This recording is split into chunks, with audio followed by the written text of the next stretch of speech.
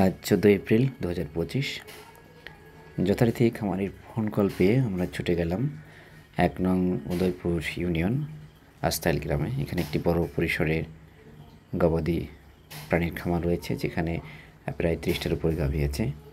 একটি গাভী সদ্য বাচ্চা দিয়েছে, সেটি যাতে মিল্ক ফিভার বা অন্য কোনো ক্যালসিয়াম শর্টেজ জনিত রোগে আক্রান্ত না হয়, তার জন্য খামারি আমাদেরকে ফোন দিয়েছে ক্যালসিয়াম প্রয়োগের জন্য। আমরা চলে যাই সেখানে। আপনারা দেখতে পাচ্ছেন যে খামারের গরুগুলো বেশ স্বাস্থ্যবান এবং পরিপাটিভাবেই খামারের পরিচ্ছন্নতা কর্মী বা যারা এখানকার এমপ্লয়ি আছেন তারা দেখাশোনা করেন।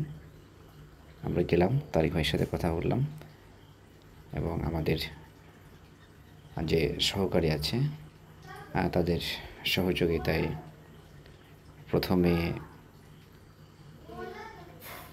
আমি স্যালাইন প্রিপারেশন বা অন্যান্য ইকুইপমেন্ট যা আছে সেগুলোকে রেডি করে নিলাম।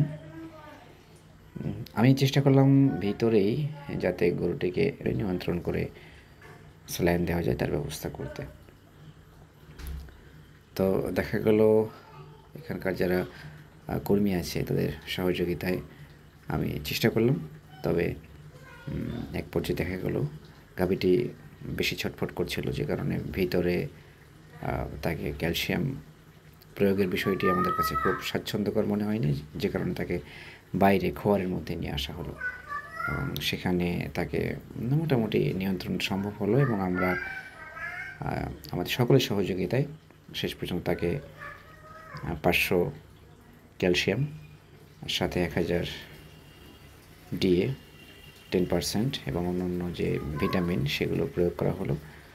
খামারি শেষ পর্যন্ত খুবই খুশি ছিল আমাদের টোটাল আমাদের যে সেবা কার্যক্রম সেটি পেয়ে।